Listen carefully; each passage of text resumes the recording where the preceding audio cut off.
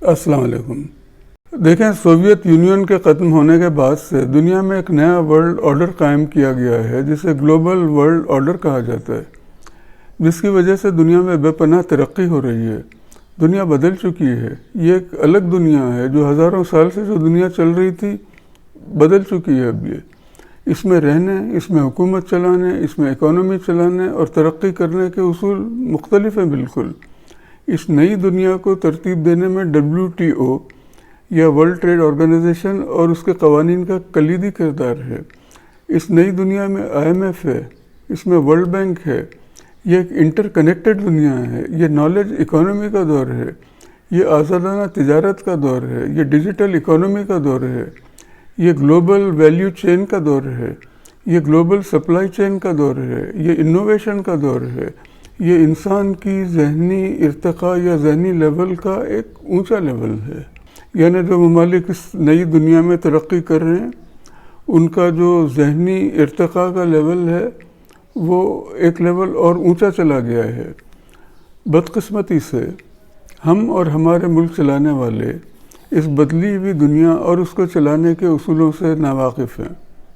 ہم دیکھ رہے ہیں کہ دنیا ہمارے سامنے بدل رہی ہے، نئے نئے پروڈکٹس ہمارے یہاں آ رہے ہیں، ہم سب دیکھ رہے ہیں، دنیا کے اصول بدل رہے ہیں، ہم دیکھ رہے ہیں، دنیا کی دولت میں اضافہ ہو رہا ہے، ہم دیکھ رہے ہیں۔ لیکن کیونکہ ہم نئی دنیا کے اصولوں سے ناواقف ہیں، ہماری حکومتیں ناواقف ہیں، تو WTO کے قوانین سے فائدہ اٹھانے کے بجائے ہم ان میں جکڑے ہوئے ہیں۔ جو ترقی کرنے والے ملک ہیں انہوں نے ہم کو جکڑ لیا ہے۔ ان بنیادوں پر میرا یہ ماننا ہے کہ ہمارے موجودہ حالات میں نہ کوئی ہم کو قرضوں سے نکال سکتا ہے اور نہ پاکستان دیوالیہ پن سے نکل سکے گا۔ اس ویڈیو میں میں نے اس نئی دنیا میں کامیابی سے رہنے کے چند اصولوں کا تذکرہ کیا ہے تاکہ پتہ چلے سب کو۔ دیکھیں، یہ جو بار بار دعوے کیے جاتے ہیں کہ پاکستانی تو بہت عظیم قوم ہے، بہت بڑی قوم ہے، بہت اعلیٰ قوم ہے، ایسی کوئی بات نہیں ہے۔ ہم تو ایک انتہائی گھٹیا اور پسماندہ قوم ہیں۔ ملک کو ہم کھا گئے، ملک کو ہم اس حالت پر پہنچا دیا ہم نے۔ لیکن ملک کی اشرافیہ اور ملک کی باغ ڈور جن کے ہاتھ میں ہیں وہ چاہیں تو ہم کو ایک عظیم قوم بنا سکتے ہیں۔ تو اس ویڈیو میں جو اہداف دے رہا ہوں آج کے زمانے میں، موجودہ زمانے میں، نیو ورلڈ آرڈر کے زمانے میں میرے جو اہداف ہیں ان کو حاصل کرنے کے لیے حکومت کو، عدلیہ کو اور افواج پاکستان کو ایک ٹیم بن کے کام کرنا پڑے گا۔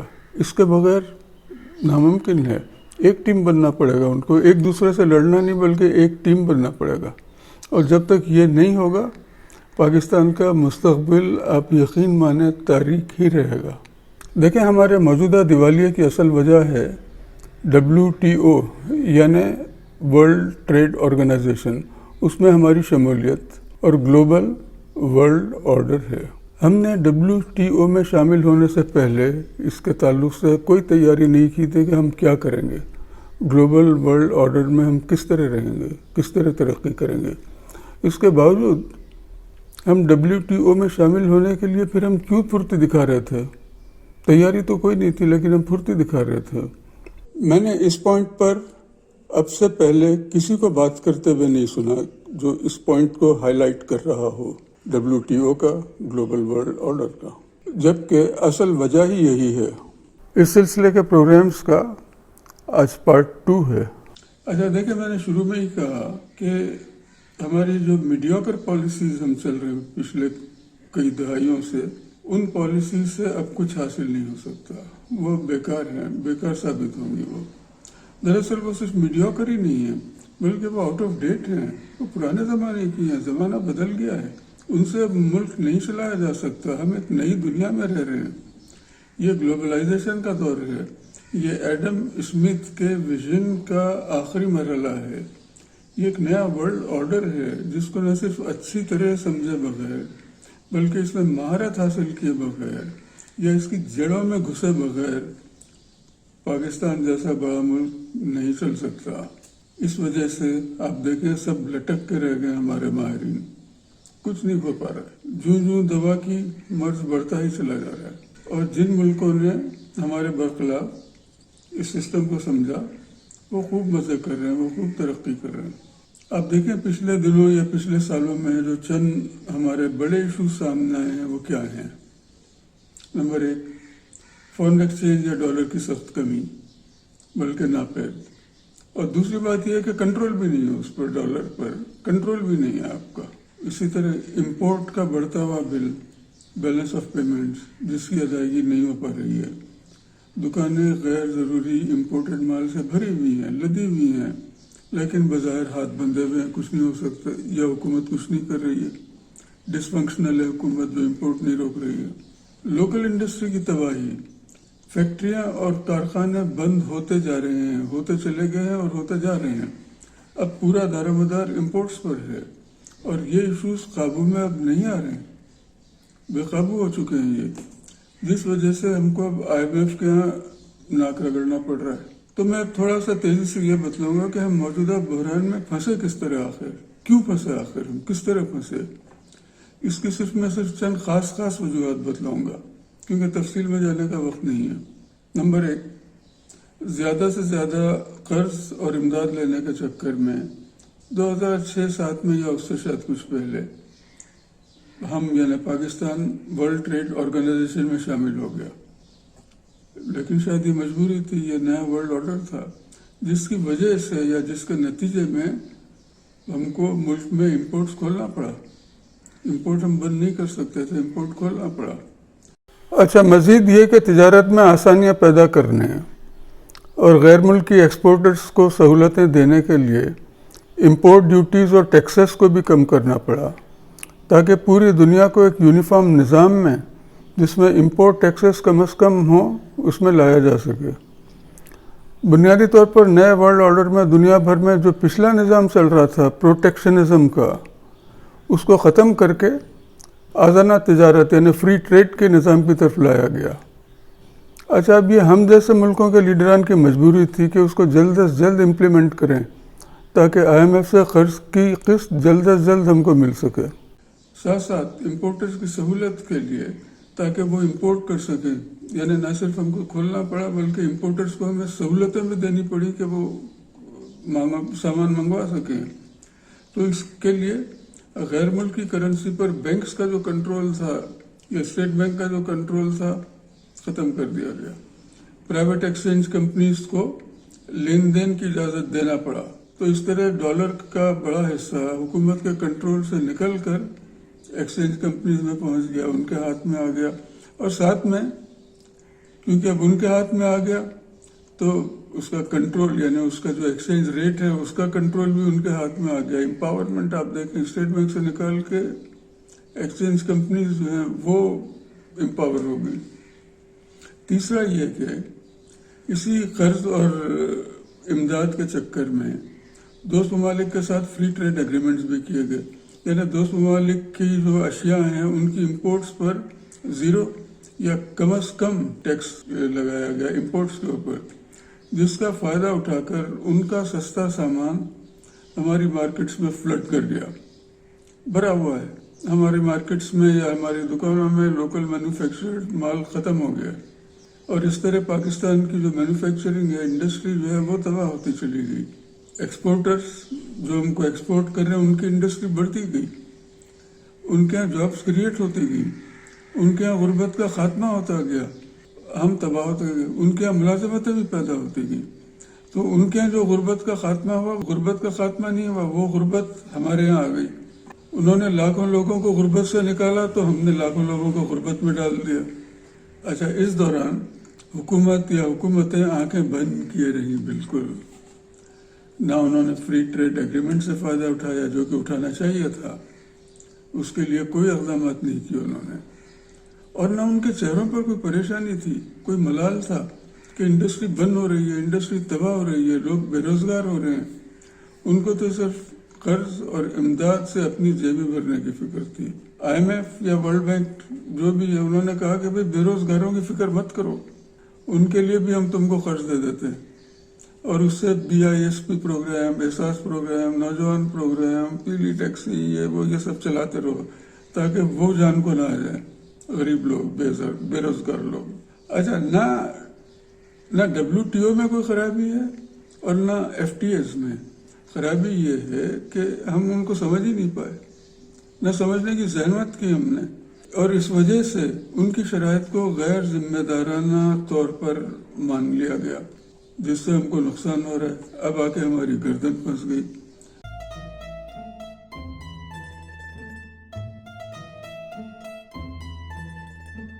جس مہارت سے گلوبل ورلڈ آرڈر کو سمجھنا چاہیے تھا اس میں کوئی توجہ نہیں دی گئی اور نہ کوئی تیاری کی گئی. صرف شوکت عزیز نے ٹیکسٹائل انڈسٹری میں کافی کام کیا تھا، اس کے بعد کوئی کام نہیں ہوا.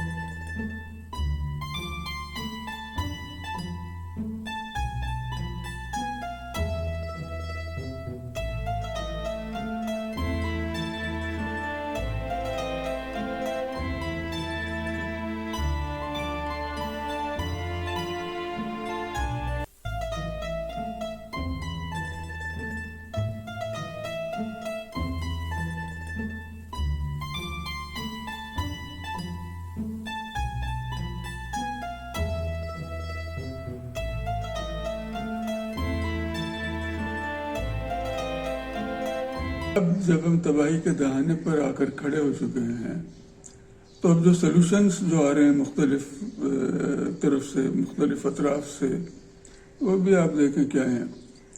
آبویس، امپورٹ کم کر دو.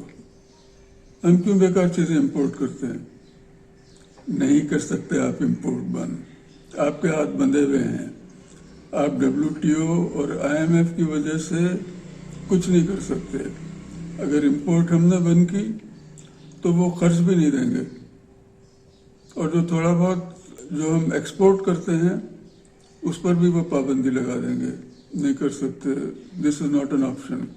ایکسپورٹ بڑھاؤ، بولنا بہت آسان ہے، لیکن یہ بھی نہیں ہو سکتا. ایکسپورٹ بھی ہم نہیں بڑھا سکتے، یعنی بڑھا لیں گے تھوڑا بہت، رو دھو کر بڑھا لیں گے، لیکن ایسا کوئی سگنیفیکنٹ کام نہیں کر سکتے جس سے انقلابی تبدیلی آ جائے پاکستان میں. کیونکہ آپ دیکھیں ایکسپورٹ کا جو انحصار ہے وہ مینوفیکچرنگ پر ہے اور انڈسٹری پر ہے، انڈسٹریلائزیشن پر ہے. اور موجودہ حالات میں یا موجودہ پاکستان جس طرح آرگنائزڈ ہے اس میں ایکسپورٹ اور مینوفیکچرنگ صرف ایک حد تک بڑھ سکتی ہے، اس کے اوپر ہم نہیں جا سکتے، اس کے آگے رکاوٹیں ہیں. ہم ٹیکسٹائل ہے یا گارمنٹس ہے، کتنا ہم ایکسپورٹ کر لیں گے؟ گوشت ہے، مچھلی ہے، کتنی ہم ایکسپورٹ کر لیں گے؟ آم ہے چلیں، کتنا ہم ایکسپورٹ کر لیں گے؟ نہیں کر سکتے. اور ایک دو سجیشن ہے کہ فورن ایکسچینج، اس پہ کنٹرول کرو، اس کو روکو، ایکسچینج ریٹ کو کنٹرول میں لے کر آؤ. نہیں ہو سکتا، نہیں ہے آپ کے ہاتھ میں یہ. اب اسٹیٹ بینک کا اختیار نہیں ہے اس پر. جہاں تک مجھے یاد ہے WTO کے قوانین کے تحت حکومت لوکل انڈسٹری کو سبسڈی بھی نہیں دے سکتی کہ وہ غیر ملکی سستے امپورٹڈ سامان سے کمپیٹ کر سکیں. یہاں پہ بھی انہوں نے روکا ہوا ہے کہ آپ اپنے ملک میں بھی سبسڈی نہیں دے سکتے. نہ آپ ڈائریکٹ سبسڈی دے سکتے ہیں کسی انڈسٹری کو اور نہ انڈائریکٹ. جیسے الیکٹرک ہے، گیس ہے، آپ دیکھیں وہ روک رہے ہیں ہم کو کہ آپ سبسڈی نہیں دے سکتے، تو ختم کریں سبسڈی اس پر سے، کیونکہ سبسڈی دینے سے مینوفیکچرنگ کاسٹ کم ہو سکتی ہے. تو وہ نہیں چاہتے. اچھا یہ صرف ہمارے لیے نہیں ہے، یہ پورے دنیا کے لیے یہی رول ہے. تو وہ نہیں چاہتے کہ آپ اپنے ملک کی انڈسٹری کو سبسڈی دے کر چلائیں. اس وجہ سے IMF شرط لگا رہا ہے ہم پر کہ سبسڈی ختم کرو. اچھا، اور یہ جو قانون ہے یہ ایکسپورٹ گڈس کی مینوفیکچرنگ پر لازمی ہے۔ اچھا، تو اس قانون نے ہماری انڈسٹری کی رہی سہی کمر بھی توڑ دی۔ ترقی کرنے والے ممالک جیسے چین اور کوریا ہیں، انہوں نے اس کا توڑ دوسرے طریقوں سے نکال لیا ہے۔ ترکی بھی کر رہا ہے اس میں کام۔ اچھا، یہ تو دیکھیں آپ، ان کا رحم ہے کہ وہ لیڈیز شلوار قمیص وغیرہ جو ہیں، لیڈیز سوٹ اور لان، اس میں یہ جو دوسرے ممالک ہیں وہ کمپیٹ نہیں کر رہے ہیں ہم سے کہ ہم ہی بناتے ہیں یہ۔ اگر کسی ملک جیسے بنگلہ دیش ہے یا ایران کو یہ خیال آ جائے کہ ہو یہ تو اتنی بڑی انڈسٹری ہے پاکستان میں، تو وہ پاکستانی لیڈیز کپڑے کا جو پورا بزنس ہے اس میں وہ تباہی پھیر دیں گے اور ہم کچھ نہیں کر سکیں گے۔ اچھا دیکھیں آپ، یہ جو میں نے اور جو دوسری بتلائیں فری ٹریڈ ایگریمنٹس وغیرہ کے تعلق سے بتلایا، تو ایک اور بھی بہت بڑا overall free trade agreement ہے ہمارا، یوں سمجھیں آپ، پوری دنیا سے، اور وہ ہے اسمگلنگ۔ یہ انڈکلیئرڈ ہے۔ اچھا، یہ ایسا فری ٹریڈ ایگریمنٹ ہے جس میں غیر ملکی سامان بلا کھٹکے کنٹینر اور ٹرکس میں دھڑا دھڑ آ رہا ہے، بغیر کوئی ٹیکس دیے ہوئے چلا آ رہا ہے، وہ پورا بھیجے چلے جا رہے ہیں دوسرے ممالک یہاں پہ وسام، بڑے بڑے بازار کھلے ہوئے ہیں ان کے۔ اچھا دیکھیں، پاکستان کا امپورٹ بل بڑھنے کا ایک اور بھی بہت بڑا فیکٹر ہے جسے میں FDI اسکیم کہہ سکتا ہوں، اور یہ بھی حکومتوں کی نااہلی اور اس کے آئندہ سالوں میں معیشت پر برے اثرات کا احساس کیے بغیر اور کسی نہ کسی طرح ڈالر حاصل کرنے کا لالچ ہے اس کی وجہ۔ دیکھیں آپ، پچھلی دہائیوں میں امپورٹ پر سے جیسے جیسے پابندیاں ختم ہوتی گئیں یا ختم کی جانے لگیں، تو ہمارے یہاں بے حساب غیر ملکی برانڈز کے مینوفیکچررز کے پلانٹس لگائے گئے آپ سب کے سامنے، جس میں سمجھتا ہوں کہ بیشتر پاکستانی سرمایہ دار ہیں۔ یہ جو انڈسٹری لگ رہی ہے یہ پاکستانی سرمایہ دار ہیں۔ یہ لوگ اس سے قبل صنعتوں میں نہیں تھے، یہ سرمایہ دار تھے، لیکن ان کے ہاں دولت آنے کے بعد یہ لوگ صنعتیں لگانے میں آ گئے، لیکن ان کا جو ماڈل ہے وہ بالکل مختلف ہے، ڈیفرنٹ ہے یہ۔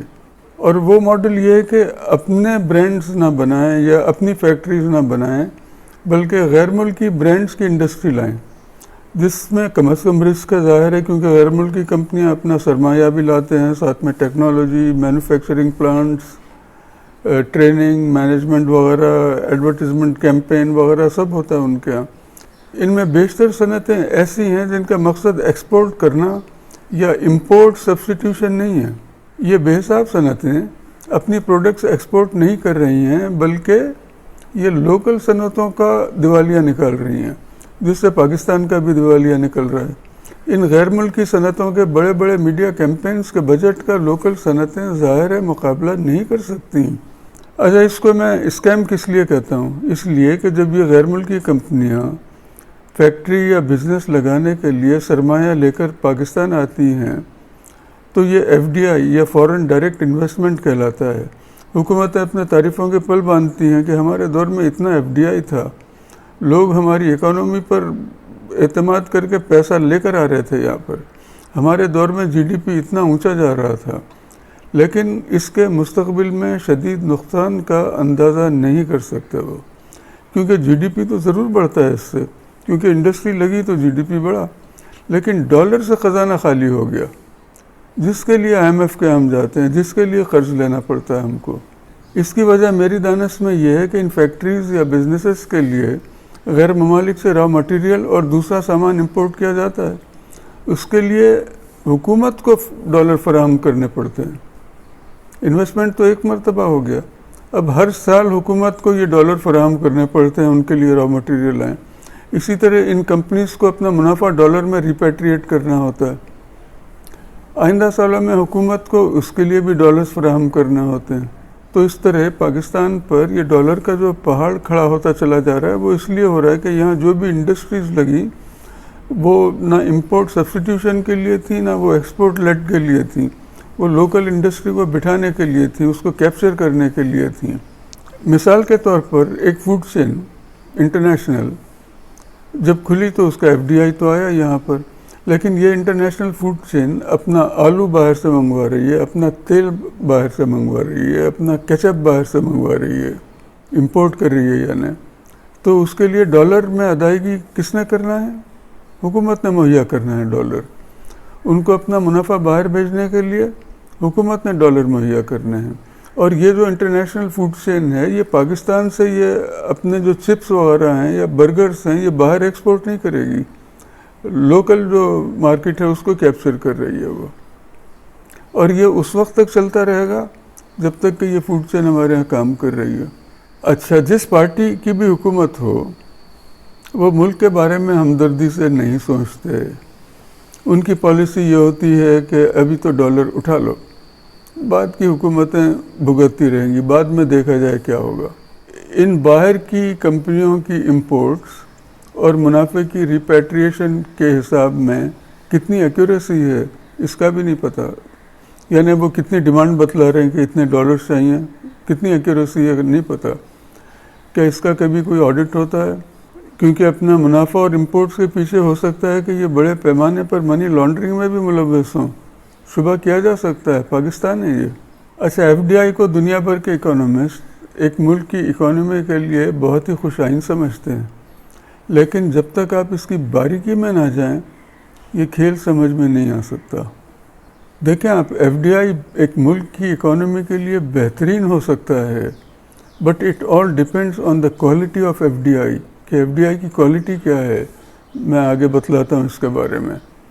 جیسے آپ دیکھیں بنگلہ دیش اور ویتنام میں جو ایف ڈی آئی آیا یا باہر سے جو کمپنیز آئیں، ان کے ہاں آنے والی غیر ملکی انڈسٹریز یا انویسٹرز اپنا ایف ڈی آئی ملک میں ایسی صنعتیں لگانے کے لیے لائے جس سے ملک کی ایکسپورٹ بڑھے، جیسے ٹیکسٹائل ہے یا الیکٹرانکس ہے.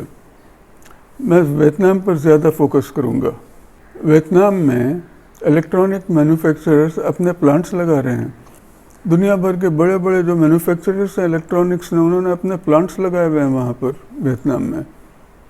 جیسے الیکٹرانک چپس ہیں، انٹیگریٹڈ سرکٹ ہے، لیپ ٹاپس ہیں، کمپیوٹر کے پارٹس ہیں، ایئر کنڈیشنرز ہیں، دوسرے کنزیومر آئٹمس ہیں یا کنزیومر الیکٹرانکس کے آئٹمس ہیں، پارٹس ہیں، آٹو انڈسٹری کے اسپیئر پارٹس ہیں، اور ان کی تمام تر پروڈکشن ایکسپورٹ ہو جاتی ہے جس سے ڈالر ملک میں آتے ہیں.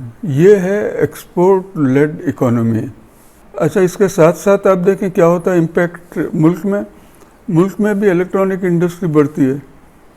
لوکل مینوفیکچررز بھی ایس ایم ای کے طور پر کچھ نہ کچھ بنا کر سپلائی کرتے ہیں جس سے لوکل انڈسٹری بھی بڑھ رہی ہے. اس کا مقابلہ آپ ہمارے ایف ڈی آئی سے کریں. ایسے کتنے الیکٹرانک برانڈز یہاں پر آئے جو ایکسپورٹ کر رہے ہوں یہاں سے. ہمارے یہاں تو غیر ملکی صنعتیں جو لگ رہی ہے وہ اپنے ممالک سے فل پارٹس یہاں امپورٹ کرتے ہیں، یہاں کی سستی لیبر استعمال کر کے یہاں اسمبل کرتے ہیں اور لوکل انڈسٹری کو کمپٹیشن دے کر بند کرتے ہیں. یہ ان کا مقصد ہوتا ہے. اور ان کے پارٹس کی امپورٹ کے لیے حکومت کی ذمہ داری ہے کہ ان کو ڈالر فراہم کریں. خزانہ خالی ہے کا بہانہ نہیں چل سکتا. اگر ایسا کیا جائے تو ان کی حکومت ہمارے وزیر خزانہ کو پکڑ لے گی. تو ہماری حکومتیں ان کو، یعنی یہ جو غیر ملکی انویسٹرز ہیں، ان کو سرمایہ فراہم کرتی ہیں، لونز لیتی ہیں. اور ہو رکھتا کیا ہے اس سے کہ وی آر انسٹرومنٹل، یا ہماری حکومتیں جو ہیں they are instrumental in demolishing our local industries. 2 مثالیں میں دے سکتا ہوں آپ کو، ویسے تو سووں ہیں.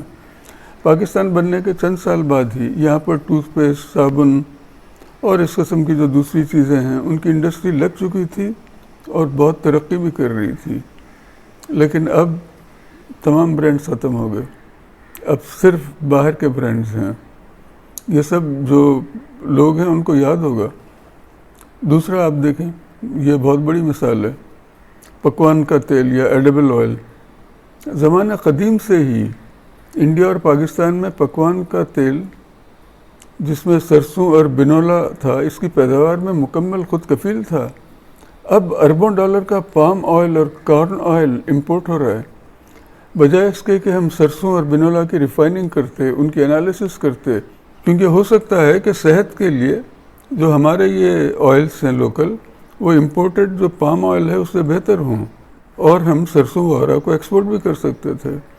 تو کہاں گئے آخر ہمارے سرسوں کے کھیت؟ گنا لگ گیا ہوگا وہاں پر. شوگر فیکٹریز چل رہی ہیں اس کے بجائے. یا ہاؤسنگ سوسائٹیز بن رہی ہیں شاید، یا شاید امپورٹڈ پام آئل کا مافیا اتنا طاقتور ہے کہ اس کو روک نہیں سکتے، یا پھر ہو سکتا ہے وہی قرضوں کا چکر ہو کہ قرض دینے والا شرطیں لگا رہا ہو کہ آئل امپورٹ کرو تو قرض ملے گا ورنہ قرض نہیں ملے گا۔ اسی طرح آپ دیکھیں زمانہ قدیم سے ہی پلنگ پر روئی کا گدا استعمال کیا جاتا تھا، عام تھا، سیلف سفیشینٹ تھے، ہم خود کفیل تھے۔ اب امپورٹڈ میٹریسز کا استعمال عام ہے، میٹریس کی بھی بڑے پیمانے پر امپورٹ ہوتی ہے، تو کہاں گئی ہماری کپاس کی پیداوار آخر؟ کیا اس پر قومی سطح پر انویسٹیگیشن نہیں ہونا چاہیے کہ ہمارا سرسوں اور کپاس کیوں ختم ہو گیا؟ یا ہمارے کاشتکاری کے طریقوں کو جدید کرنے اور پروڈکشن کو بڑھانے کے لیے کام نہیں کیا جانا چاہیے تھا؟ یہ پچھلی کئی دہائیوں سے ہماری حکومتوں کی نااہلی ہے جس کی وجہ سے ہم تباہی کے دہانے پر کھڑے ہیں آج۔ سوال یہ ہے کہ ویتنام اور تھائی لینڈ کی طرح صنعتیں ہمارے ہاں کیوں نہیں لگیں؟ کوالٹی صنعتیں یعنی انٹیگریٹڈ سرکٹ کی صنعتیں ہمارے ہاں کیوں نہیں لگیں آخر؟ ہمارے ہاں کنزیومر الیکٹرانکس کی صنعتیں کیوں نہیں لگی جو یہاں سے ایکسپورٹ ہوں؟ ہمارے ہاں آٹو موبائل مینوفیکچرنگ کی صنعتیں کیوں نہیں آئیں باہر کہ جو یہاں سے ایکسپورٹ کریں باہر؟ یا کم از کم چین، کوریا اور جاپان کے مینوفیکچررز ہمارے ہاں کیوں نہیں آئے؟ یا ہماری حکومتوں نے وہ کیا کام نہیں کیے جن کی وجہ سے ہمارے یہاں ایکسپورٹ لیڈ انڈسٹری نہیں لگ سکی، ہماری اکانومی ایکسپورٹ لیڈ اکانومی نہیں بن سکی؟ دیکھیں یہ سب جینوین کنسرنس ہیں نا، جینوین سوالات ہیں نا یہ، جسے ہمارے ملک کے جو اکنامک مینیجرز ہیں، اکنامک پلانرز ہیں، ان کو سوچنا چاہیے نا اس پہ کہ یہ کیوں نہیں ہو رہا یہ سب۔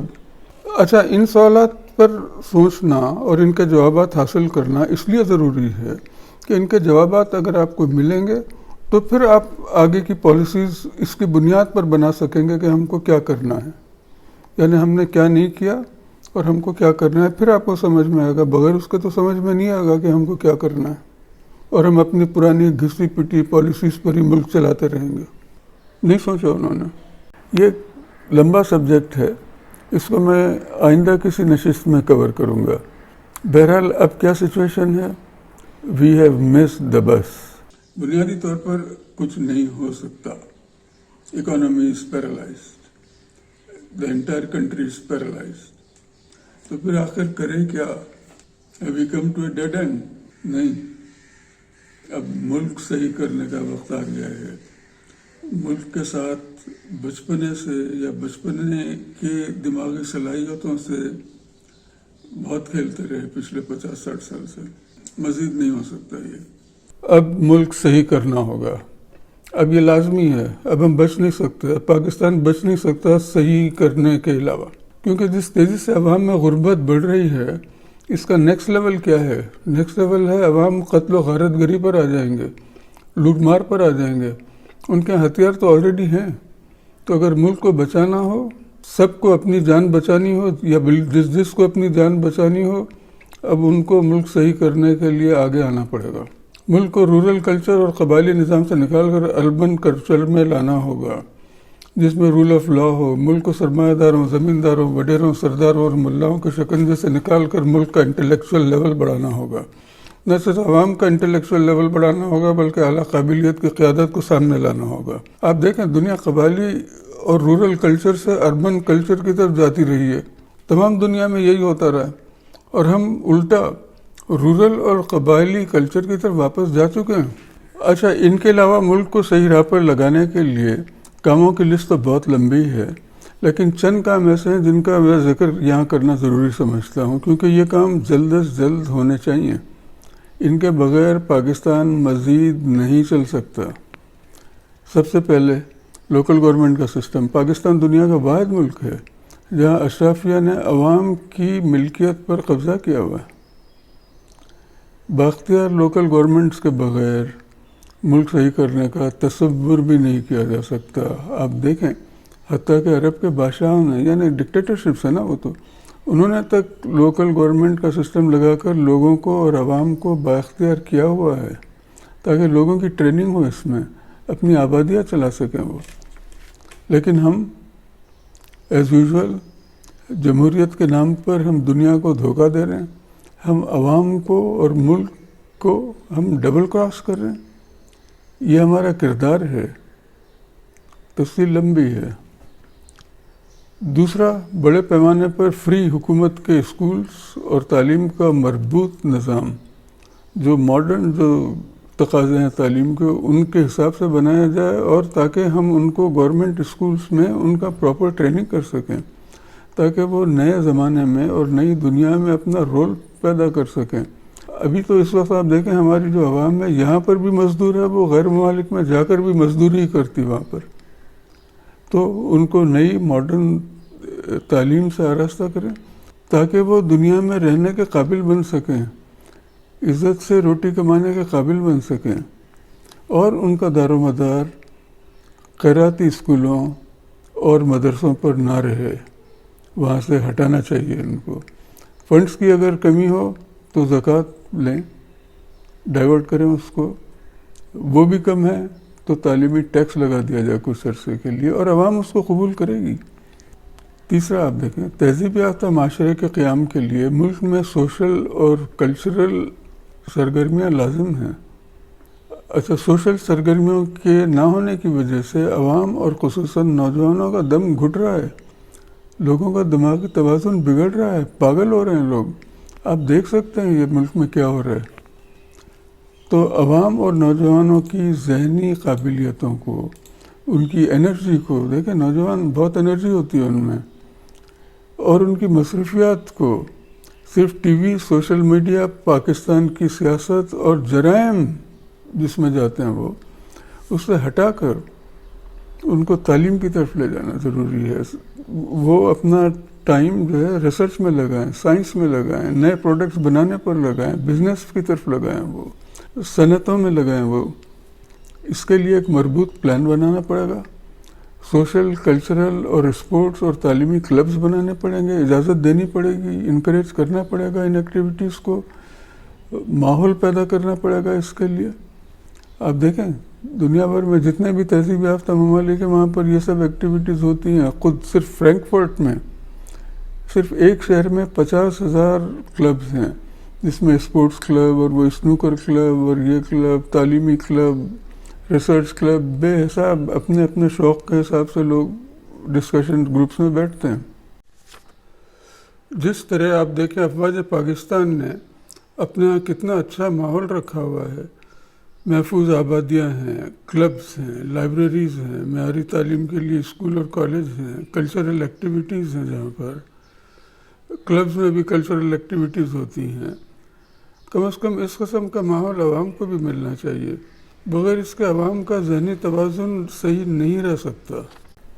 نمبر 4، الیکشن کے لیے انٹرم حکومتوں کا قیام پاکستان کے علاوہ دنیا کے کسی ملک میں نہیں ہے، فوری ختم کرنا ضروری ہے۔ اس کے علاوہ الیکشن کمیشن کو امپاور کرنا ضروری ہے تاکہ وہ انڈیپینڈنٹلی اپنے ریسورسز سے الیکشن کروا سکے، جس طرح دنیا میں ہوتا ہے۔ ہمارے الیکشن سسٹم کو یا کسی اور سویلین کام میں آرم فورسز کا انوالومنٹ نہیں ہونا چاہیے۔ اچھا، 5واں پوائنٹ یہ ہے کہ کنسٹرکشن سیکٹر اور اس سے ملک جو گورنمنٹ کے ڈپارٹمنٹس ہیں اس میں اصلاح ضروری ہیں۔ پورے ملک کا ایک ڈیزائن ہونا چاہیے جس میں تہذیب یافتہ آبادیاں ہوں، کھلی آبادیاں ہوں، پارکس ہوں، لائبریریز ہوں، کلچرل ایکٹیویٹیز کی جگہ ہو، اسپورٹس کے گراؤنڈ ہوں۔ یہاں تو پورا ایک سرے سے لے کر ملک دوسرے سرے تک پورا ایک بازار بنا ہوا ہے، لو کوالٹی بازار بنا ہوا ہے، تھرڈ کلاس قسم کا بازار بنا ہوا ہے، تھرڈ کلاس قسم کی آبادیاں ہیں۔ اور ان کی سب سے بڑی برائی یہ ہے کہ ایک مرتبہ ایک جگہ ایک آبادی بن جائے بغیر روڈز کے یا چھوٹی چھوٹی روڈز کے، پھر آبادی کو آپ ختم نہیں کر سکتے۔ 10 منزلہ بلڈنگیں بن جائیں تو آپ نہیں توڑ سکتے ان کو، تو پہلے ہی ہم کو پورا ایک ڈیزائن بنا کر پورے ملک کے لیے گائیڈ لائنز دینی پڑیں گی۔ چھٹا ہے کانسٹیٹیوشنل ریفارمز، انتہائی ضروری، تاکہ پارلیمنٹ کو فعال بنایا جا سکے، ملک کے فیصلے پارلیمنٹیرینز آزادانہ طور پر کر سکیں۔ ابھی کیا ہوتا ہے آپ دیکھیں، آل پارٹیز کانفرنس کیا ہے، یہ اے پی سیز کیا ہے آخر؟ یہ چند لوگ اے پی سیز میں بیٹھ کر فیصلے کرتے ہیں اور پھر پارلیمنٹیرینز کو وہ ڈائریکشن دیتے ہیں کہ آپ کو اس طرح ووٹ دینا ہے، اور پارلیمنٹیرینز ووٹ اسی طرح استعمال کرتے ہیں۔ آپ دیکھیں دنیا کی کسی جمہوریت میں آپ نے نہیں سنا ہوگا کہ برطانیہ کا وزیر اعظم اور اپوزیشن لیڈر وغیرہ کہیں اے پی سیز میں بیٹھ کر ڈیسائیڈ کر رہے ہیں ملک کا فیوچر، یا کہیں پہ بھی۔ یہ دراصل کولونیل جو پیریڈ تھا ہمارا، یہ اس کی لیگیسی ہے، جس میں راؤنڈ ٹیبل کانفرنسز ہوتے تھے، پارٹیز کے ہیڈ وغیرہ ایک دو ہیڈز کو ادھر ادھر جو پارٹیز ہیں ان کے ہیڈز کو بلا کر انگریز فیصلہ کرتا تھا کہ کیا کیا جانا ہے۔ 7واں پوائنٹ ہے سول سروس اور میرٹ پر اپوائنٹمنٹس لازمی ہیں۔ اس پر تو ہر کوئی بات کرتا ہے، میں جو اوپر باتیں کر رہا ہوں اس پر عموماً کوئی بات نہیں کرتا، لیکن اس پوائنٹ پر تو سب بات کرتے ہیں۔